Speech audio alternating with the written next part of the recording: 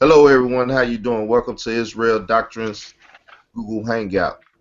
But tonight we over here at Israel Doctrines Black Intelligentsia, and we talking about a minute to pray and a second to die. A message to the youth. And we got our man here with us. Peace. How you doing, bro? Good, brother. How you doing? I'm good. I'm good. I got you on camera tonight. Uh, Right. introduce yourself to the audience, brother. Uh, Peace and blessings to anybody that's out there watching and listening or chiming in a minute. My name is Pacc Butler. Grew up on the streets of Chicago. Ex-gang member, now a father, a volunteer, and just eager to open up some conversation and dialogue on how we can get out of this mess of our kids murdering each other. Okay, okay. All right. Well, been an ex-gang member. What is your inside look on how things are transpiring in our inner cities today? And what were you a gang member at? Yeah, gang member in Chicago on the South Side in the hundreds. Unfortunately, I have the kind of head hanging experience of being involved in a murder or my gang involved in a murder that end up making national headlines. It was also that murder, which was one of us that put a hit out on another one of us that let me know my place or any other person's place in gang life, which is you're nothing but a tool till they decide to get rid of you. And my take on gang violence is everybody tries to make it seem like, oh, it's so terrible, no, it's so worse, and this is the new type of gang, when in reality, it's all the same. You know, back in Chicago, back in the day, it was only a couple of handful of gangs, then they splintered and they went renegade and they started new gangs and different ideologies, and the same thing's going on today. It's still gang mentality, whether they're doing it in the name of their rap group or the actual organization that they're gang banging with. Okay, okay. So now, what incident are you talking about that made national Well, news? it was it was a while ago. I think it was in '93. To just a brief description. Uh, After the crack epidemic was kind of coming to uh, really to pass, there was a lot of shooting and a lot of banging over turf wars, and it started to be a lot of shootings just for the sake of saying you're the toughest. And in a couple of shootings, we had a youngster by the name of Robert Sandifer, aka Lil Yummy. When I met him, he was only 10 years old at the time. He stayed up under us and watched what we did, and he was actually from a separate set. He was from what they call 8 ball, set 108th. I was from 119th, and we are both small cliques where we got together. And I was only 16 at the time, like I said, when I first met him, and Robert was 10. And we had this older gentleman, I don't know how old he was, in his 30s, and he used to drill in us all the time. Think like a killer, hand us some pistols, and we did what he showed us what to do. And at 16, I knew he shouldn't have been with us, but as a young boy, I truly was a part of the problem because I didn't speak up, I didn't say anything. And make a long story short, Robert ended up getting in a shootout that I wasn't involved in, and they ended up shooting and hitting a girl named Siobhan. She ended up dying, and everybody named Robert Sandifer as one of the shooters. And out of fear that this young boy, if he gets caught by police, not being able to stand up to police interrogation, they decided, you know what, he's going to tell everything we did. He's going to tell every murder, every this, every that, and send us all up. So it's better if we just greenlight him and have him killed. And so two members of the 8 ball set, which were brothers at the time, I think they were 14 and 16, took Robert under the guise of, hey, we're about to protect you and hide you, and end up killing him execution style. And it made national headlines. And it also let me know that that could have been me. When when your place is done, when they have no more use for you, that could have been me, or that could have been the next guy standing next to me that they said, you know, we got to get rid of him, or if they thought you were snitching. And so that was my experience where knew I needed to walk away. Okay, okay. So, what other experiences led you to comprehend and understand that there's a thing of violence out there and that it can also hit home? What other type of experiences, if any, have you experienced out there to let you know that this life, gangster life that is, can get serious and end up at your home? The experience I had, well, mainly life experiences. By the time I was 15, I was literally homeless. Not this pretend homeless with people you see in movies and extravagant. I mean, washing up in the restrooms of McDonald's just to put on the same dirty clothes, or riding the bus from one end to another so that I could stay warm in the winter. And a little bit after the Yummy situation, it was a police officer that ended up taking me off the streets. And he was a real man, and he taught me how to carry myself and discipline. And one of the things he used to always tell me, if you can't control your mouth or your actions, how can you control the rest of your life? And one thing that always stuck with me is while he was teaching me, he was also explaining like the recipe of violence is simple. All you need is two ingredients, which is miseducation, which involves a lot of miseducation, knowledge of self, academia, relationships, all that, and economic stagnation, which means no ability for jobs. So if I'm not taught and raised right and brought up right, and I have no ability to make a profitable income legitimately that can fortify my future, it's no question that I'm going to go out here and gang bang. I'm already hurting, and hurt people hurt other people.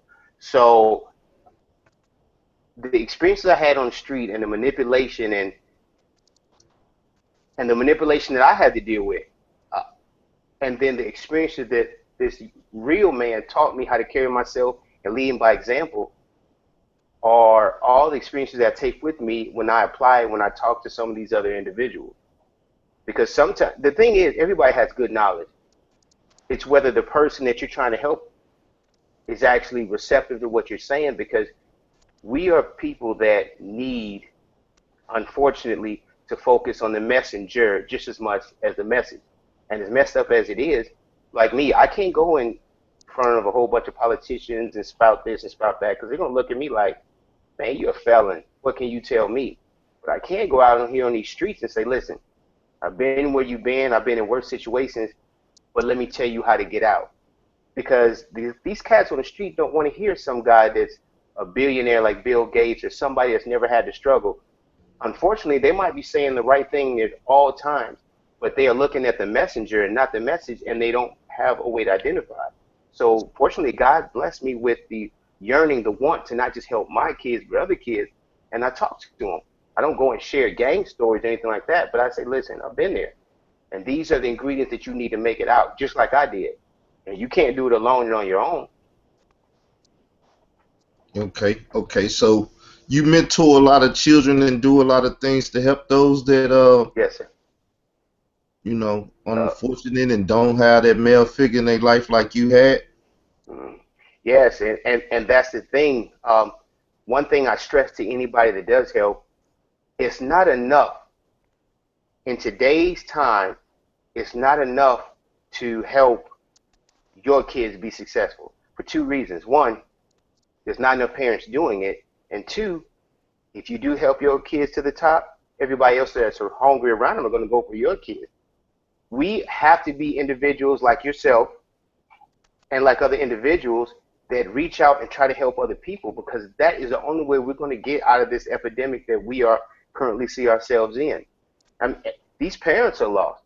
Like you can see at any moment in time grown adults, parents that camp outside of a store 3 and 4 days before the store is even selling these stuff for material items like Jordans, and they're fighting in line and shooting at each other, and they're missing work just to get these new pair of Jordans. And the problem with that is you're teaching these kids that a material item is something worth dying for, and kids evolve your message. So they change it to now is it worth dying for? Is worth killing for? And you spend these 3 and 4 days waiting on something like Jordans, which is more time, them 3 or 4 more days than you spend a whole year reading to your kids. And what does it tell them? That looking fly is more important than education. And this transfer of generational miseducation is one of the biggest problems. One of the very biggest problems. One, not because parents are, not because they don't care, is that they don't know. I believe you probably don't remember. You and I did a show a couple weeks ago, 2 or 3 weeks ago, and one of the moms replied on there, "I'm doing the best that I can to raise my child." And that might be the case. But my question to her was, and I didn't think she was getting it, and I didn't want to insult her, are you doing all that you can do? And if I had time, I would explain it. Like when I was in college, we had a teacher, a professor. I couldn't get it. And a couple of people around me that were on my team in the class, he couldn't get it. We did the best we could and got C's and D's. We studied. We had our sessions together. We did the best we could, and we didn't get it. And then one day I decided to do all that I could. I went and talked to that teacher. I had after sessions with the teacher. We studied. We had group sessions. I went and talked to students that succeeded in this class years before, and I did all that I could. And that's what these kids need. These kids don't have to be born. And there's no rubric on how to be a parent. But that does not excuse or eliminate the fact that these kids still need to be raised. Excuses are not. So sometimes doing the best that you can is not enough. And that's why I said I applaud gentlemen like yourself, because you do more than your share. You extend out to help other people. And that's what we need. It has to be an all-in situation to help this epidemic of violence in our community. So now, what I hear you saying is the lack of education is playing a great role in what these parents and these children are really, really dealing with. So, how do we fix this problem? And what are the numbers, or if you have any, on these problems in our community? What do the numbers say? Whew. That is an excellent question. And for us to fix this problem, we have to humble ourselves and first do some true introspection and be honest with ourselves and admit first that we have not done enough to raise our children to be politically, financially, economically, socially, spiritually, and globally competent. And then come to the realization that we're still not doing enough. Look, what we're going through now has taken 50 years plus to get us in the hole that we've gotten into. It's going to take that much, if not more, to get out of it. What we're going through is a direct correlation of the infiltration of crack and heroin, especially the influx of crack cocaine in our neighborhood, where it separated the men from the families, whether they sent them to prison, whether they had them strung out on jail, whether they took the moms and they degraded them to the point where they weren't even mothers. I mean, you look at nowadays where these kids are disrespecting their moms and cursing them out. This just didn't happen today. This just didn't happen in 10 years ago. This was going on maybe a decade before we were born, where the kids had to be parents, cursing out their mom, saying, "Why did you spend this money? And we need this for groceries or turn on the lights." What we're experiencing is a backlash of the separation of man and woman, the separation from father from home, and the separation and the widening of a social economic gap in the middle class because of this epidemic of drugs. That's why you have so many men in jail. That's why you have so many African American men not in the homes. And with all that being said, to ameliorate the situation is going to take decades, and to fix it, we got to do what we're talking about. We have to reach out and extend to more than just our kids. We have to become more vested in education. We have to get out of this. We have to stop being so desensitized to the systematic murder and genocide of each other. And because right now we're desensitized to that, we have to change so many ideas that we have become accustomed to in our subculture that it's ridiculous. I mean, and that comes with the education part of it. Well, let's talk about it, cause I know we talked about this show, and you said you was gonna do a little research and background on a couple things. So what is it that you look into? What was it you was looking into, and what research have you did? Let's talk about Well, some numbers and some of them stats and whatever it is you have over there. what if you want to go back, because history is a good indicator of where you're going in the future, and it's a good indicator also where you come from and how you got to where you are now. And one thing I did notice is that this epidemic of violence, this gang violence, is not signatory to African American culture. Most people don't remember that the first gangs, we can just talk about Chicago. The first gangs, murderers and killers and thieves, they were the Irish. They came and they were murdering and killing, and then with prohibition, like in the 1919, 1920, when Al Capone took over, they took over that top spot and were doing the killing. It was then that African Americans decided to band together because of the systemic racism and because of the injustice that was going on. But also, our history can teach us a couple of things. One, the biggest gangsters ended up, except for the African Americans, they ended up taking their jobs as gangsters and infiltrating the American job market. The Irish gangsters became policemen. Back in the day, that's what it was. That was their job. A lot of the Italians and what they took in politics. One of the biggest gangsters back in that time in Chicago, most people don't know, was Mayor Richard J. Daley, who was the one who created and funded the high-rise Robert Taylor homes, the biggest uh, uh, Project. housing authority, yeah, housing projects in the United States. And then when he built that and put all these blacks that were migrating to Chicago in this one area, then he built the expressway around it so that they couldn't go anywhere and that they were geographically segregated from expanding and going anywhere else. And you put all of these people there, no true way to reach jobs, they turned to gangs. They turned to and evolved into a criminal activity to get paid. And like I'm saying, we have to learn that as African Americans, we're not afforded all the rights and the benefits. There's not going to be the Larry Hoovers and the David Barksdales and all these other guys. They're not going to be able to infiltrate the system or the government, you know. So you have to be smarter than the system and better than the system.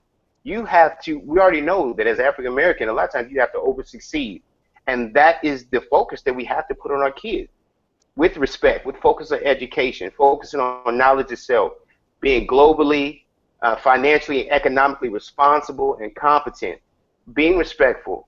And so those are all the things that we have to focus on in order to get our kids out of this hole. So, what are some ways you see, some ways we can use, or some programs or things that we can use to help break the mold that's going on? How do we start raising these children from your perspective? I know you're a father now and things of that nature. So tell us about, having children and the type of things that, you instilled in your children and things that you try to implement in their lives for us reading and writing or study of history or the type of things that, you're telling us about. Can you give us an example of what you've done in your life? Well, I think first that we need to be honest. We need to be real. We need to focus we can't be, first of all, desensitized to how we treat each other versus how somebody else treats you. And what I mean by that is murder is murder.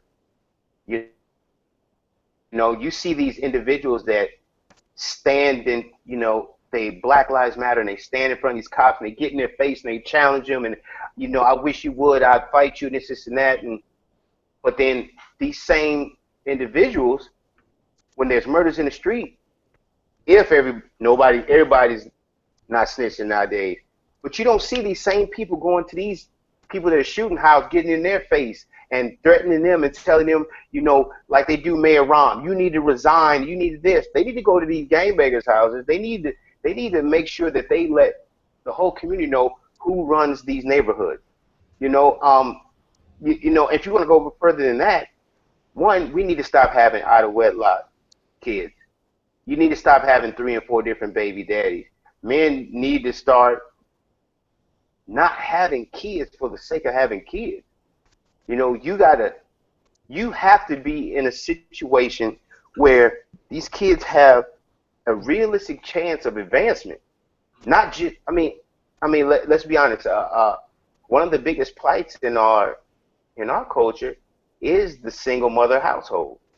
If the mother only has one child by one man, and these kids are walking around here struggling to try to find their identity, struggling to become a man, being taught by his mom, which 9 times out of 10 will never occur. There's a saying, how can a woman teach a boy to be a man and she can't even show him how to pee? And it's not to knock any woman that has raised a son, or whether it was realistically through actions or happenstance. But what it's saying is, it takes a man, it takes a community of men and women to raise a young man.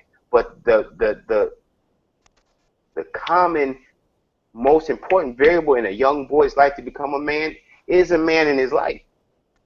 So one, we need to stop having all these babies out of wedlock. That would be my first thing. Second, we need to get more involved in the education of our kids. These kids are getting passed through. A lot of them getting passed through because of behavioral. A lot of them getting passed through because these teachers aren't getting paid enough. So they're like, well, I don't care. And we need to be in a situation where we hold these teachers accountable, not only for teaching, but what they teach and how they teach. We need to, and it's no secret, the majority of intergenerational wealth that is passed on among other cultures was passed on intergenerationally. Very few people have made money and accumulated wealth in their own generation. Donald Trump is an example. His father gave him his first million for his business. We need to focus more on the lifestyles that guarantee a profitable future for our kids, whether it's life insurance, whether it's building money. You can't die and leave your kids with your 10 pair of Jordans that you bought. We need to become more invested in economic stability and generational transfer of wealth and knowledge. Well, how do we do this? One thing I find in the world is people say what we need to do, but no one is able to teach them how to do it. You know what I'm saying? Yes, we need it. As youngsters in school, they say, well, what was the question they used to ask us? Where you see yourself in 5 years or whatever, right? They never asked us what did we want to be in 5 years, so we can start working on that.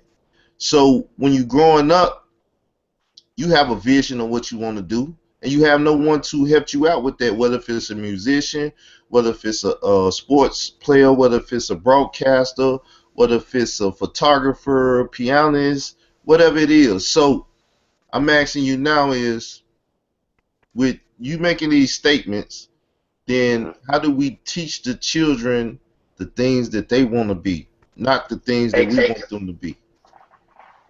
Excellent question. And this is the answer I have. The example you just gave is when a kid, like you said in school, where the kid says, I don't know what I want to be. There's a reason for that. There's a reason that our young African American kids cannot see the proverbial forest from the trees. And that is because how can a kid emulate excellence if they never seen it? You know, we as adults, the majority of us are not inventors. We are followers. You know, and I gave that example. There wouldn't be uh, Kobe Bryant if there was a Michael Jordan. There wouldn't be a Michael Jordan if there wasn't a Dr. J. And keep going, Earl to Pearl and back to back to back. We, in order for us, any kid, it doesn't have to matter, race is not an issue here. For a kid to understand and emulate greatness, they have to see it. So what we as parents need to do is understand that we have to put ourselves in these situations, in these positions, in these jobs. You know, if a kid, our kids don't know what astrophysicism is. Our kids don't know what biochemist or engineer what they are because we are our parents. That's not our foothold. We have to start getting more involved politically. President Obama. We have to get more involved with. We have to set the example. That's first and foremost. Whether it's with your job, you know, our kids are going to know what they want to be if we show them what they can be. And the whole thing is, I know it's vague, but in reality, it really is narrow. We need every person in every field to start focusing on other things. Our kids, they want to be rappers and trap stars. Why? Because that's what they see. But there's a whole bigger world that is more stable financially, uh, as far as retirement goes, uh, better output out there than just being a rapper or a trap star. But for our kids to want to be it, we have to start being it first. We have to start putting them in situations. We have to start doing research. We have to start doing we have to start doing a lot of things to change, like we're saying. To emulate greatness, they have to see greatness. For them to see greatness, we have to control the media that our kids are watching. That's another thing. If all they watch, listen to is drill, drill, drill, I'ma kill you music, trap star, dope dealing movies, movies about sexual innuendos and women are nothing but sexual pleasures for men. What type of lives do we think they're going to lead? What type of ideologies are we filling in their head? Because it's all propaganda. We have to control every medium of propaganda with our kids. We have because they need to see other images. All we see I on would Facebook agree. is go ahead, go ahead. I would agree. Now, let me ask you a little more personal question. Do Okay. you, your job, do you go work for someone or do you have a skill? What type of work do you do, if you don't mind? Oh, no problem. No, I'm an electrician. I'm a union electrician, and so yes, do I work for somebody? Yes. If, however, this is the caveat. Like the gentleman I told you about, Robert Davis, Officer Davis. Not only am I an electrician, but I have a bachelor's degree from Illinois State University. I am not limited to, and I'm not reduced just to being an electrician. I, if something was to come up, I could do something else legitimately and live.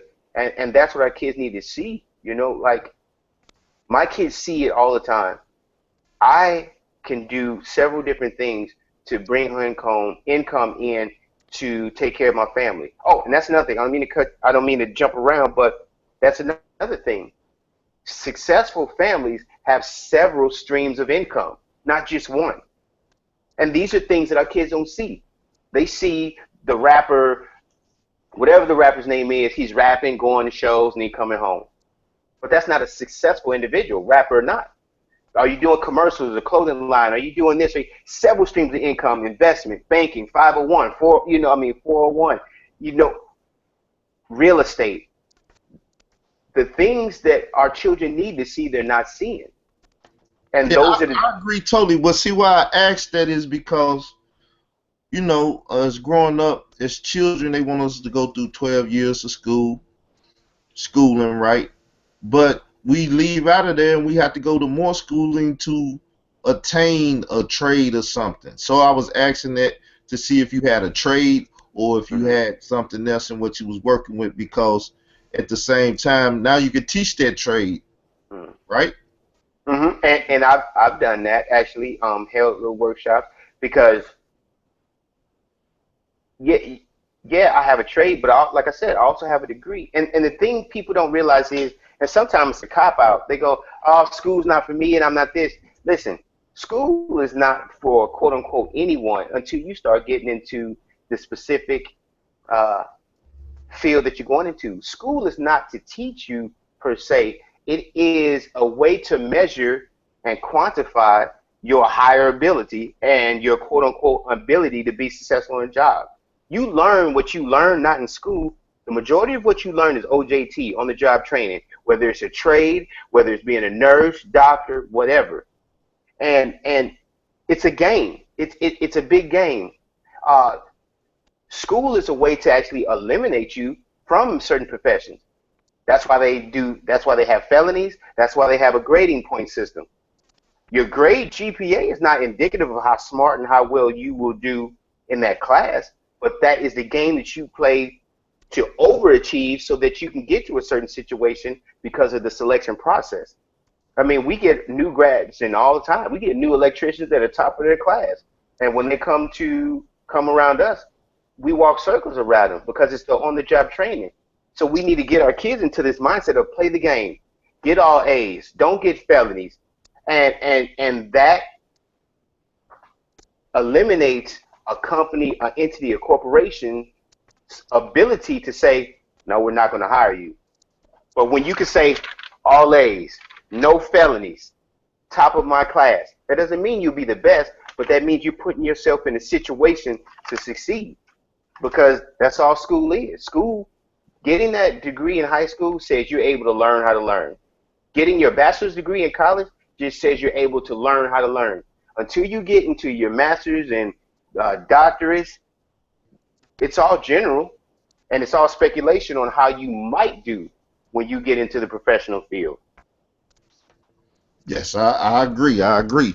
So, a minute to pray and a second to die.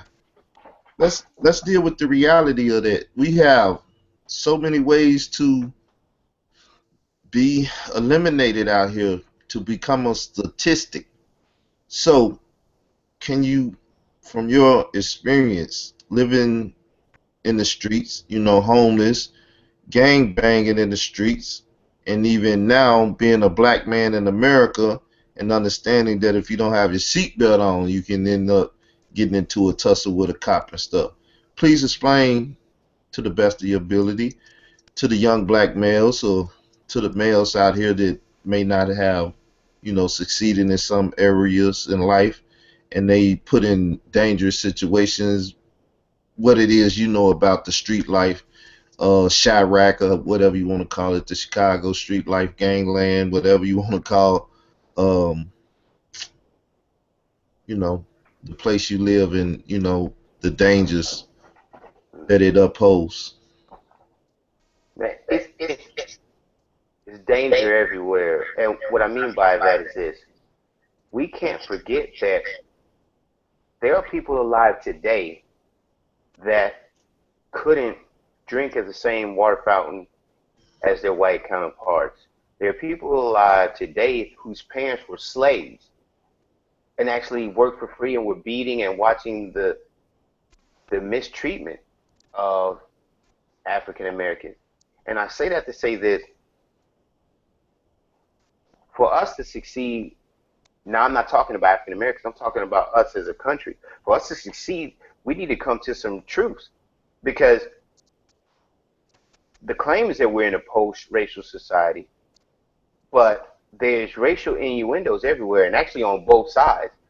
And it's like people forget that just one generation ago, there were slaves.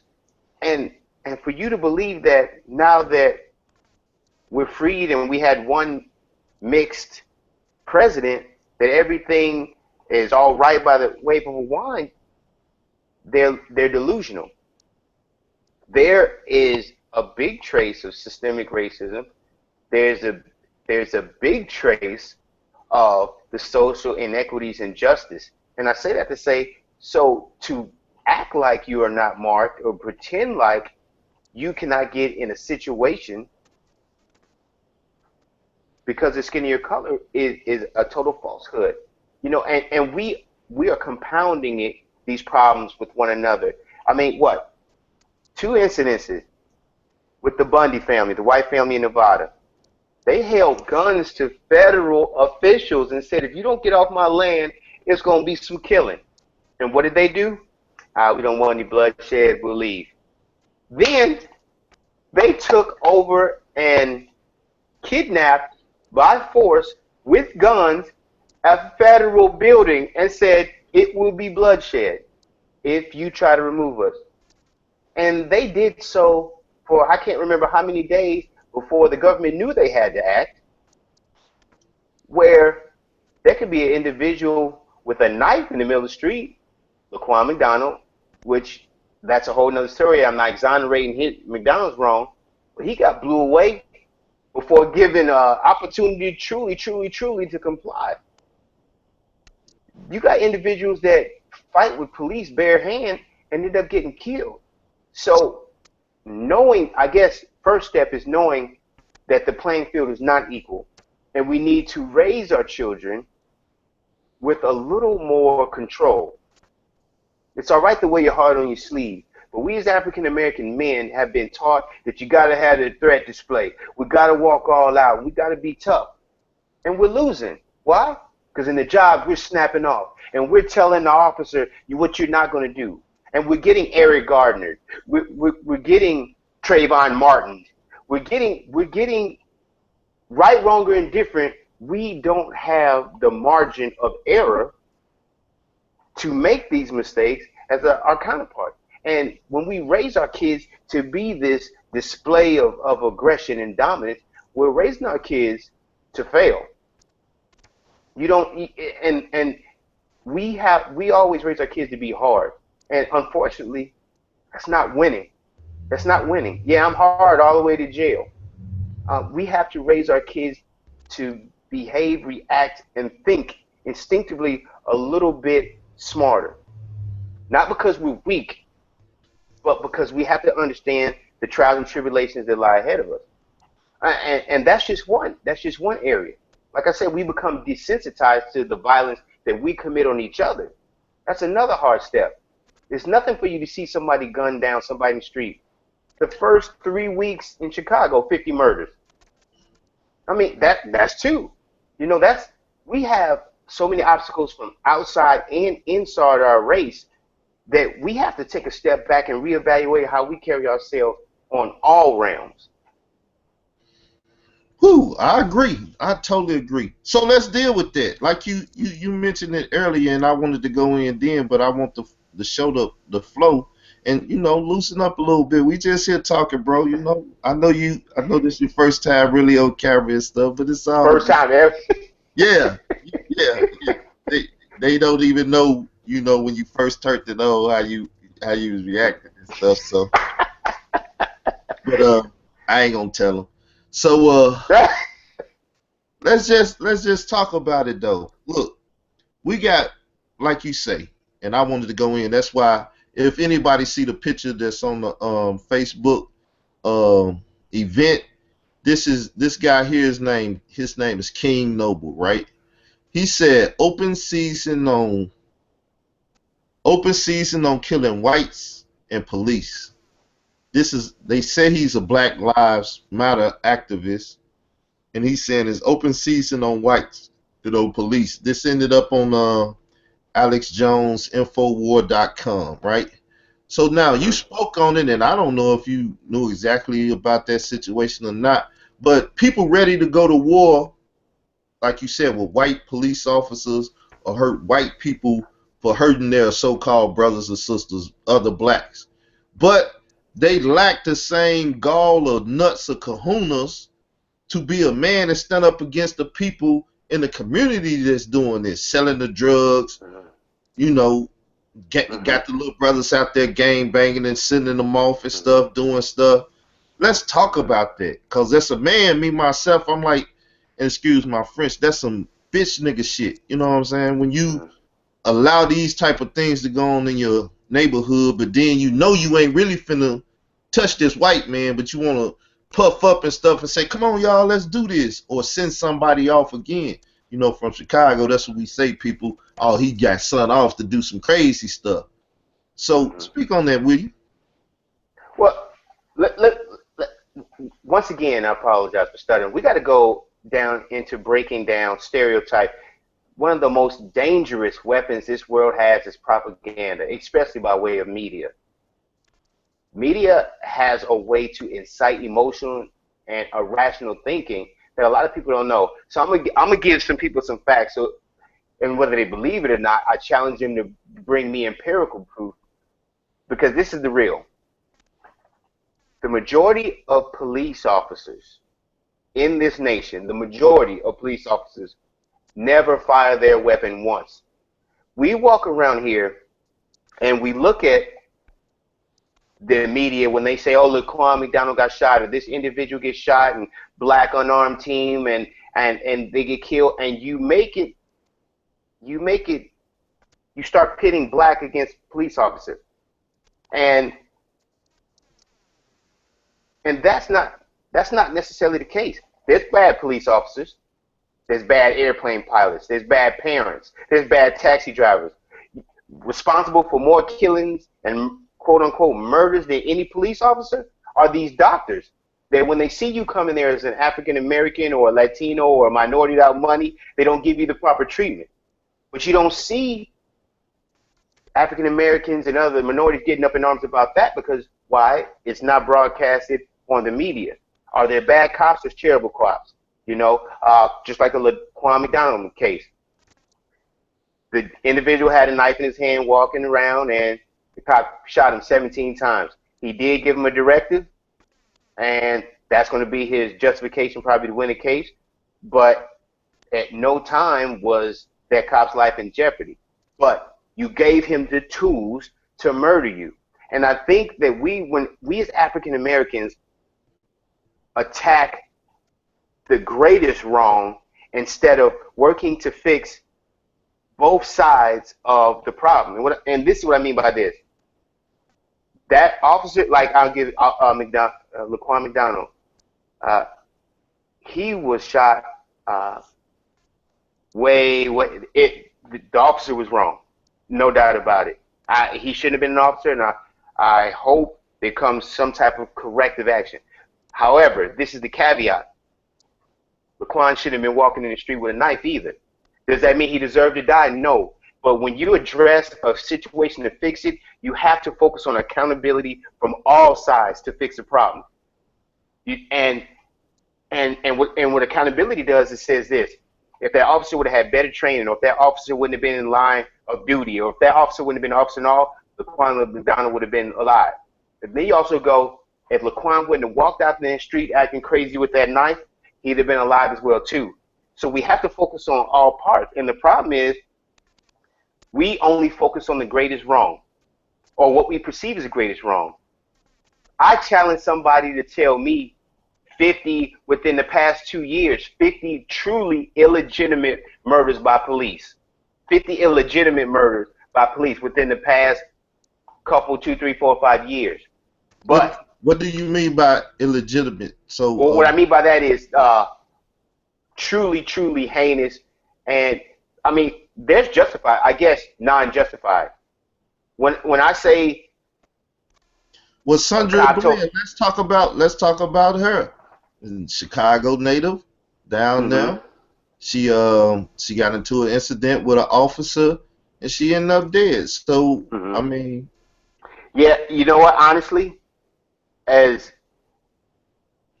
the one thing I would never do, because I don't want to be this individual that sparks or debates about something.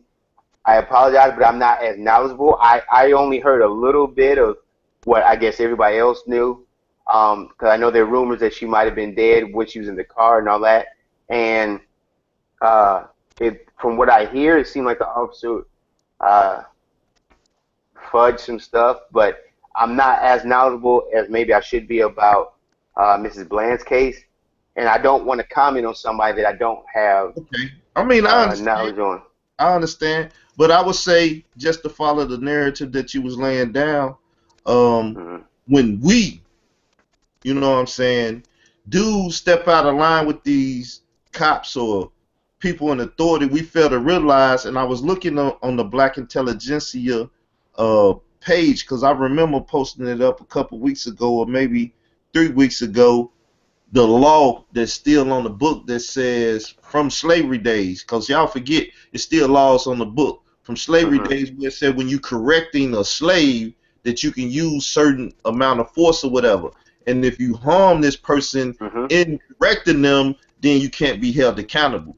Right. So If you when you kill get them, out yep. the car yelling and screaming and they grab you and throw you on the ground or choke you out or do something, well, it's Mhm. due to the fact that it's laws on the book that say they can do you like that and not be held responsible for Mhm. correcting you. So when they Mhm. could correct you by just speaking to you, they go overboard and they still can't be held responsible until those laws get off the book. So we need to know the laws too.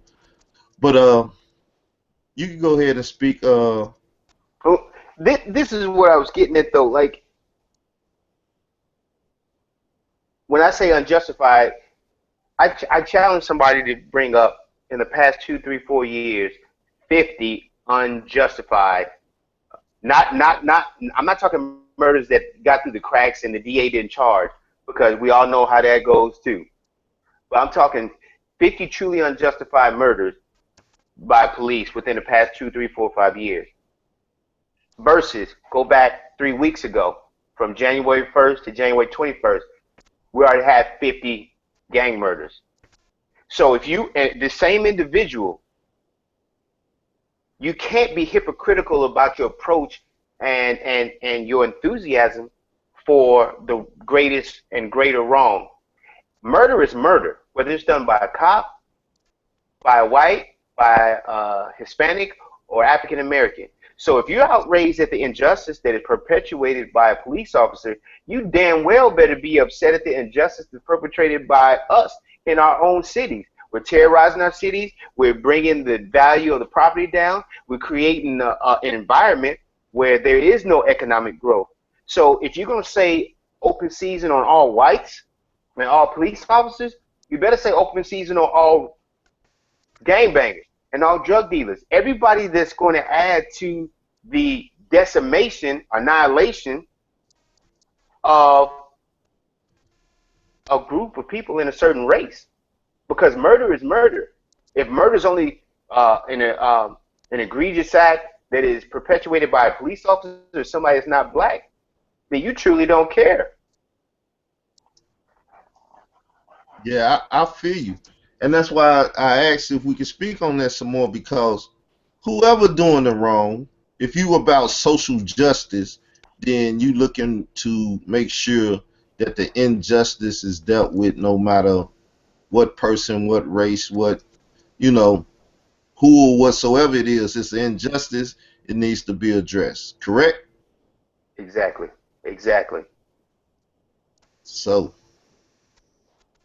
well, where else we gonna go tonight? We're trying to touch on as much as we can, people. If you would like to call in, I guess, we could get some audience um participation. You can Okay. call in at 312-985-7856. And if most definitely if you know the law that I was just mentioning, because I'm trying to pull it up, I forgot it. You know what I'm saying?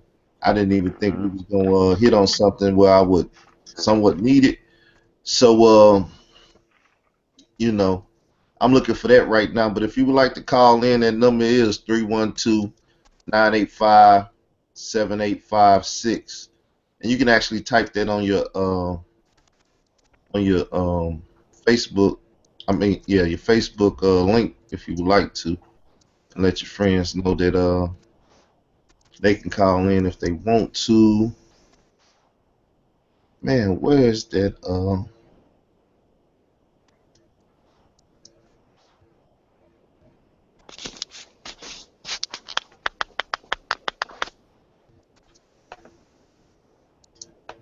So anything else? I know, like I said, I know you was doing research. What all did you tell us about that process when you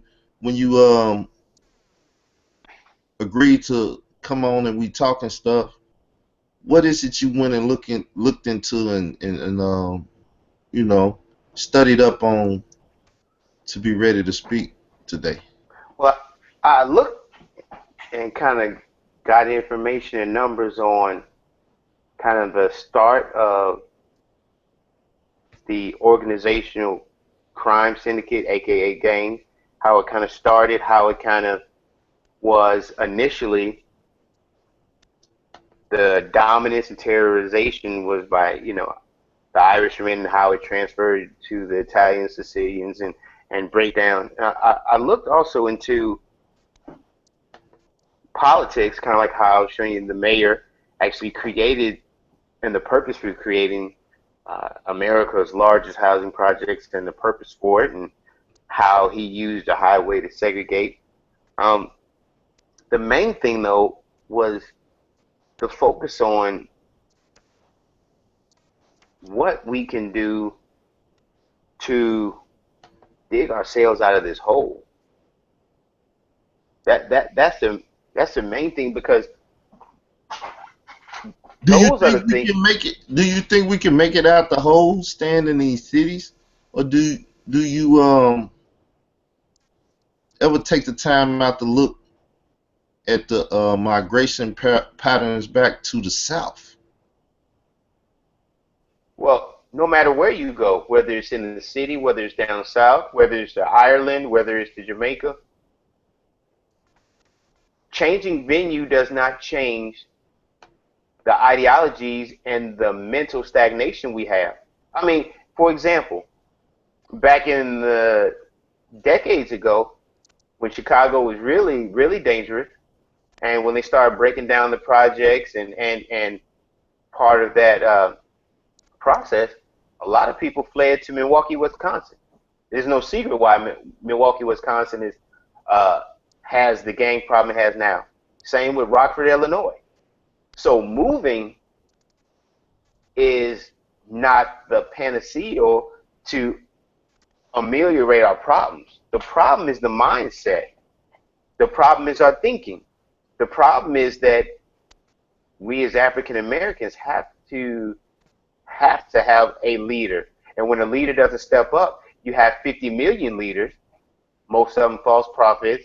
I'm going to build a school. I'm going to do this and I'm going to do that. That force the splinter in the African American community, because some are with this leader, some are with that leader. Some leaders don't want change unless they get the credit for changing and helping their people. Some people are just inciting this. So we are so splintered that we can't even come to an agreement on what, who, what, when, where, why, and how we can fix this problem.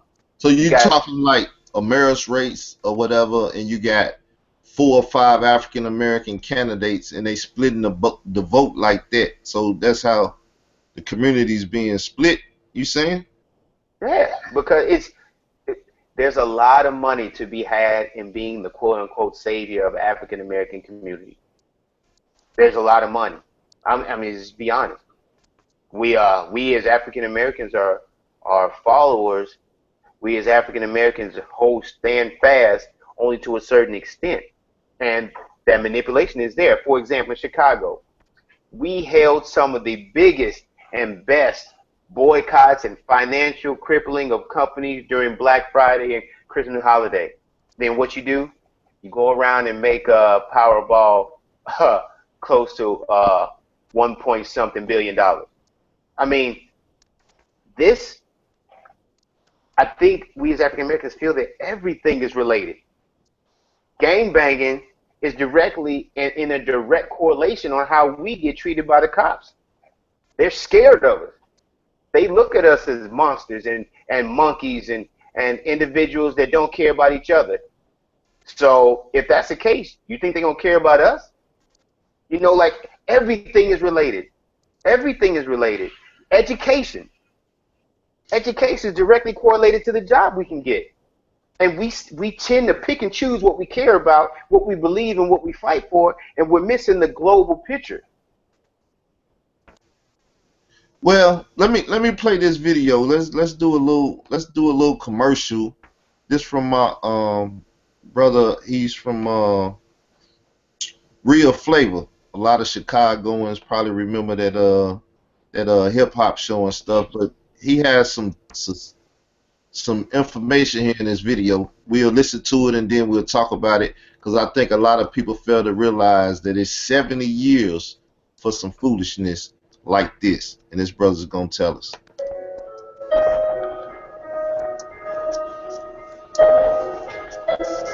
Can you hear that good? Yes. I'm here, I'm here, I'm here. I'm here to address the high-risk demographic of young African-American boys and young men about making decisions. Decisions you'll make that will contribute to the culture of violence affecting our city, or decisions you will make to avoid personal or petty conflicts altogether. Either way, your decisions, good or bad, all depend on because the consequence of your actions and the personal risk you put yourself and even your loved ones in falls on your shoulders if you choose negative actions over positive actions. You see, as a young man, I was very much a part of a rebellious gang culture, not much different than what so many African American young men are actively involved in today. Unfortunately, though, my involvement earned me a 30-year sentence in Illinois Department of Corrections for first-degree murder. It goes without saying, I was totally unaware beforehand about the serious consequences that my actions would find me in. I mean, I simply did not know about mandatory minimum sentencing guidelines. I had no idea that there was no such thing as good time for murders. So being convicted and sentenced to 30 years meant then, and still means today, that you're going to do 30 straight years. So that brings me up to date with my present observation of the senseless gun violence in Chicago. I find it impossible to believe that you young men can even fathom what the mandatory minimum is for causing the death of an individual with the use of a firearm. First-degree murder in Illinois carries a sentence of 20 years to 60 years at 100%. So the mandatory minimum is 20 years, right? Boom! In an effort to deter the use of firearms in the commission of a criminal offense, the Illinois legislature enacted a law that severely punishes those convicted of firing or even possessing a firearm during the commission of an offense. Need proof? Look up sentencing statute 730 ILCS, that's Illinois Compiled Statute 8-4 C. That allows judges to add a 25-year enhancement to your sentence for first-degree murder. This is meant as a deterrent. So the mandatory minimum on a first-degree murder conviction is 20 years for the murder plus 25-year enhancement for the murder, which adds up to 45 years at 100%. And that's only if you come through the door copping out for the 20 years for the murder plus the 25-year enhancement. But of course, most young guys are not going to do that because they simply can't imagine being away from the street for 5 years, not even one. So they'll never willingly take 45 years. So most go to trial rather than own up to their actions and end up with a murder sentence of 45 years plus the 25 years equaling a total of about 70 years at 100%. Have I gotten your attention yet? So when you get over your ego, respect, honor, social media beats, or whatever else your motivation is to commit taking someone else's life, do yourself and everyone else that cares about you a favor and answer this one question. What person on earth are you mad enough at that you're willing to do 70 years? The answer should be no one. No one. No one. Think about it. Man up and wake up. Mother, mother, there's too many of you cry. Brother, brother, brother, there's far too many of you die. You know you bring someone here today. Yeah, so we back, everyone. So you want to grab some snacks, huh?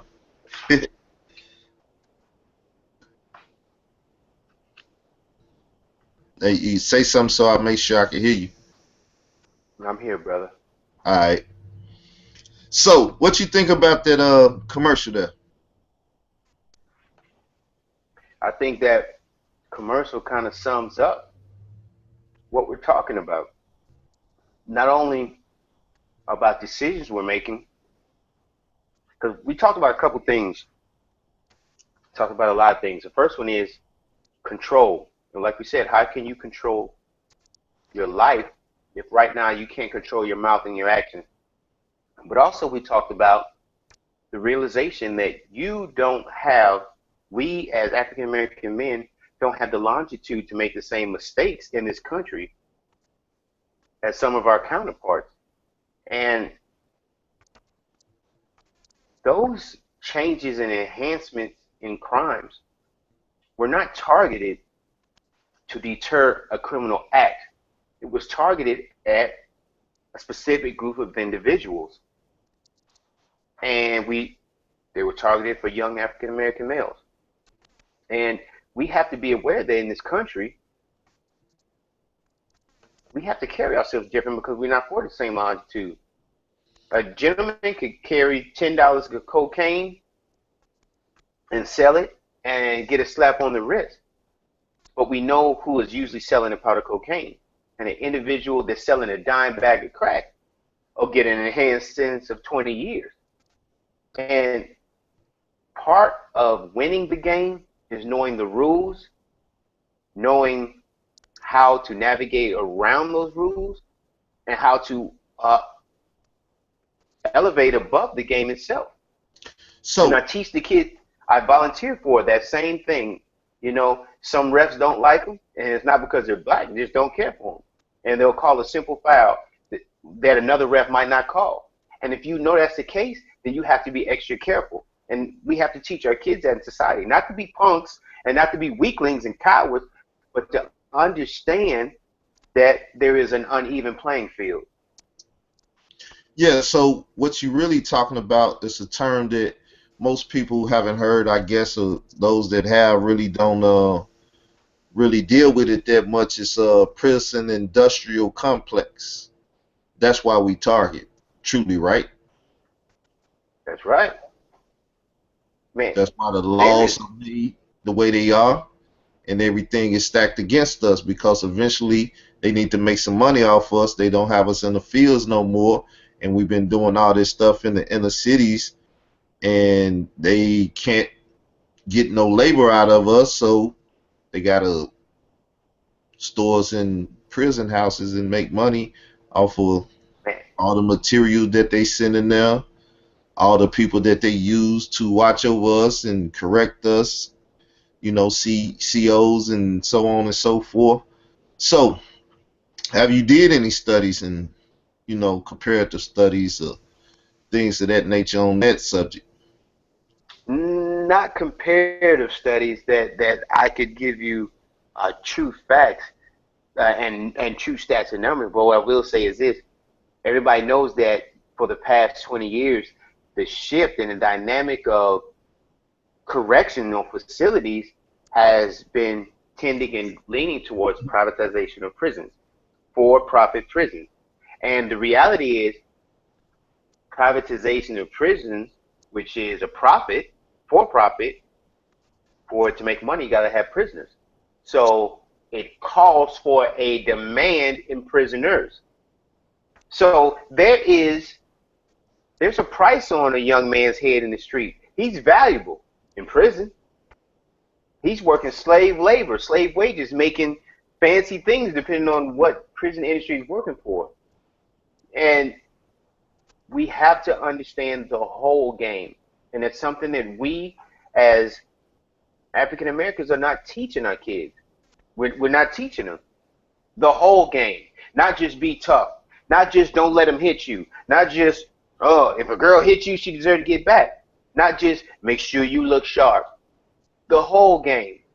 The whole game.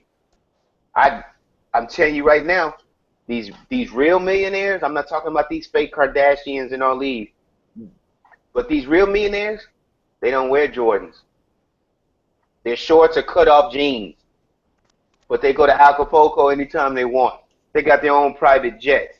We have to get out of this transfer of knowledge of materialism and how you look.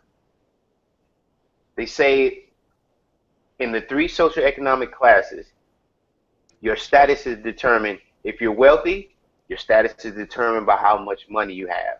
If you're middle class, your status is determined by the amount of degrees that you've attained.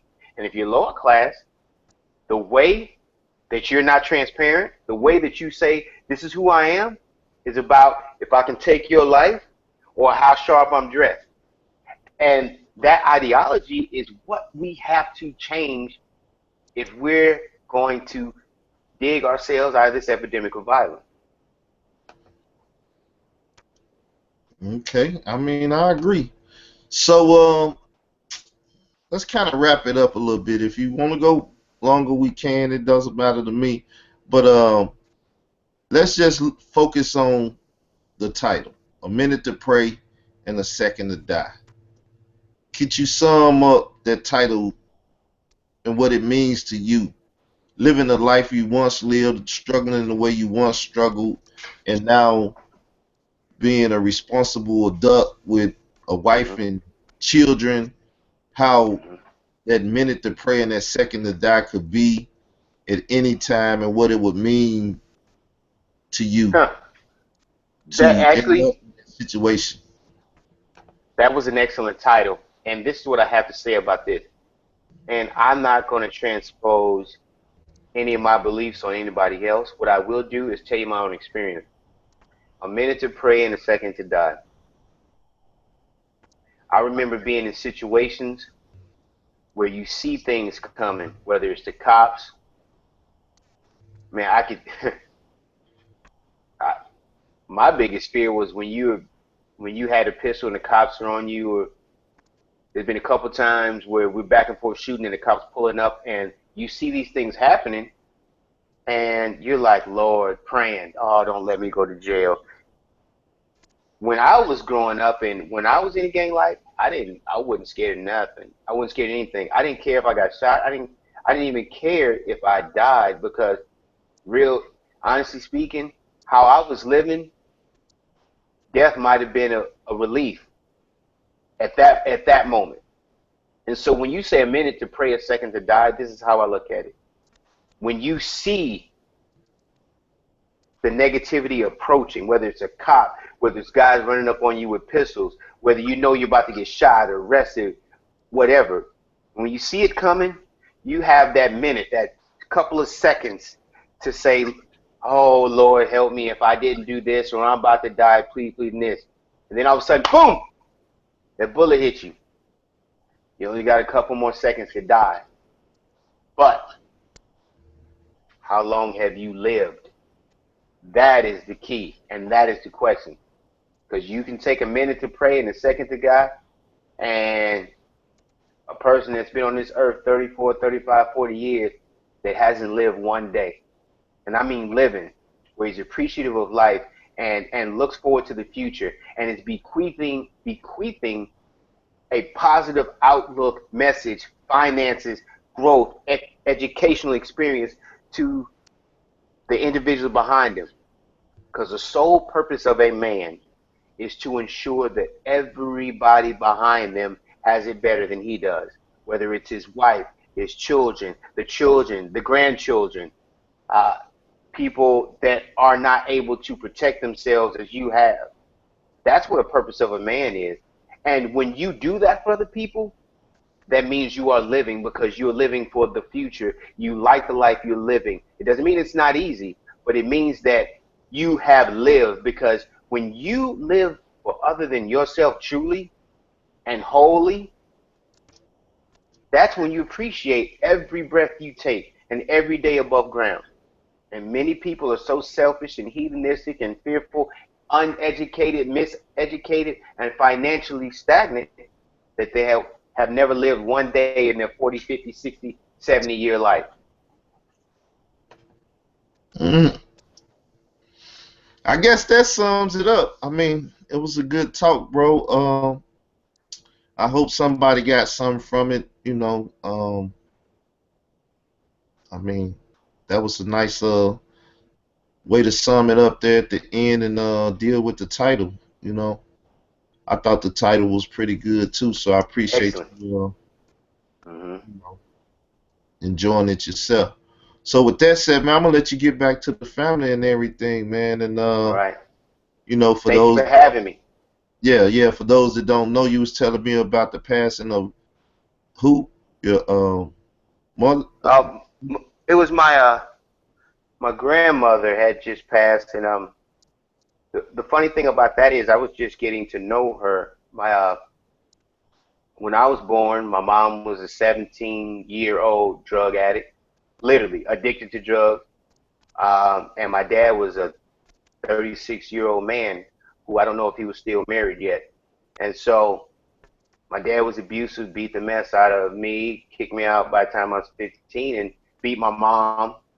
So I was separated from them, and I just now started rekindling a relationship, and and unfortunately, I only got to see her a couple times before she had passed, and that's what I mean when I say living.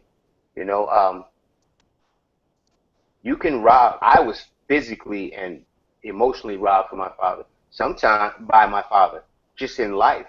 Some parents that think they're good parents are robbing their kids and unknowingly doing so, and that is the generational curse that we have to work on and change. Because you will have kids end up like me. You'll have kids end up like the little yummies and the Laquan McDonald's. We have to get smarter and we have to get better. Okay. Well, sorry to hear about your loss once again, bro. Um, with that said, everybody, I appreciate you tuning in and listening and watching. If you got something from the video and you think somebody else can benefit from the words that the brothers spoke, then share the video. If you care to leave a comment, do that too. Subscribe if you choose to, and we'll be bringing you other episodes, other conversations and talk. It's just about keeping it real, people, and just having real conversation that can really help people. So with that said, appreciate, bro. All right, brother. Nice talking to you. God bless. All right, good night, everyone.